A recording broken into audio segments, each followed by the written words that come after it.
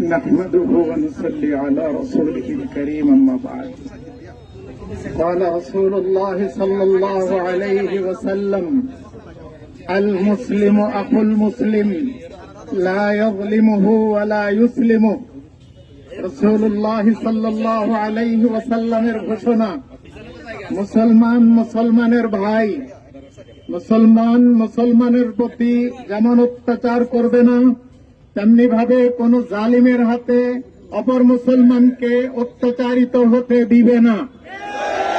আমরা দেখছি প্রায় ৫ শতাব্দী যাবৎ ফিলিস্তিনের মুসলমানেরা অত্যাচারিত হচ্ছে শুধু মুসলমান হওয়ার কারণে।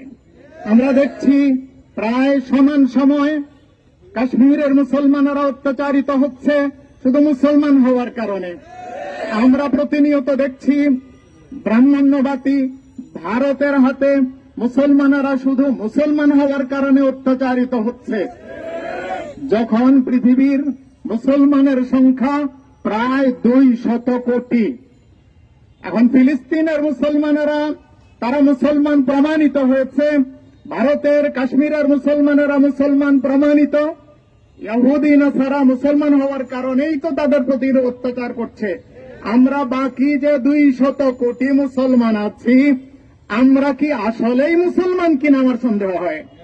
কারণ আল্লাহর নবী বলেছেন, মুসলমানকে জালেমের হাতে বাঘের খাদ্যের মতো হায়নাদের সামনে নির্যাতিত হওয়ার জন্য ছেড়ে দিতে পারে না। আমরা ছেড়ে দিয়ে রেখেছি, নিজেদের নামের সাথে লাগিয়েছি হাজিমুল হারামাইন শরীফাইন, নিজেদের নামের সাথে লাগিয়েছি মুসলিম বিশ্বের কর্ণধার এই সেই। কিন্তু আমাদের মুসলমানদের অত্যাচার এবং নির্যাতনের মুহূর্তে আমাদের কোনো ভাবান্তর নেই, নিজেদের ঈমান নিয়ে ভাবতে হবে মনে হয়। এই পরিস্থিতিতে আমাদের করণীয় কি? আমার বুঝে আসে ৩টা জিনিস করণীয়। ১ নাম্বার, সর্বপ্রথম এবং প্রধান করণীয়, এখানে আমরা যারা আছি আমরা নিজেরা এই মানসিকতা পোষণ করব, জনমত গড়ে তোলার চেষ্টা করব যে জেহাদ ছাড়া মুসলমানের স্বার্থ উদ্ধারের, স্বার্থ রক্ষার, নিরাপত্তার, বিশ্বে শান্তি প্রতিষ্ঠার দ্বিতীয় কোনো উপায় নেই।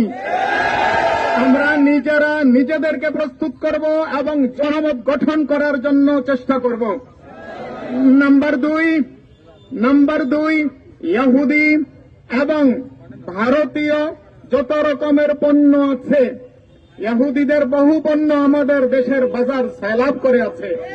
যেই পণ্য আপনি কিনতে একান্ত বাধ্য, তার কোনো বিকল্প নেই, আপনারও একান্ত দরকার, বিকল্পও নেই, তখন না হয় কিনলেন আর তওবা করলেন।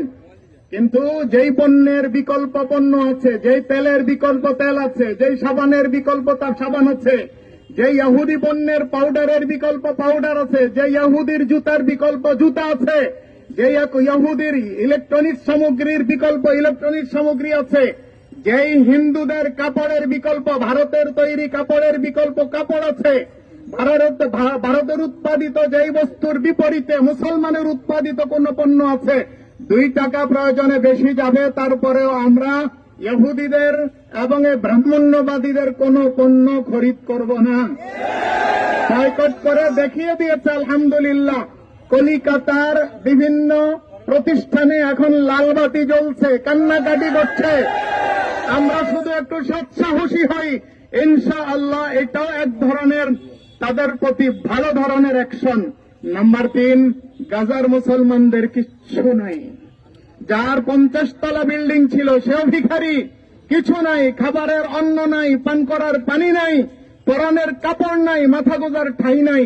তাদের জন্য আমরা আলহামদুলিল্লাহ কিছু নির্ভরযোগ্য হয়ে আছে।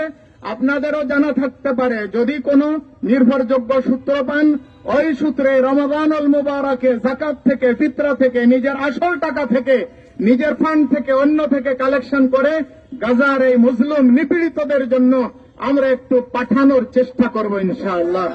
আল্লাহ আমাদের সবাইকে তৌফিক দান করেন।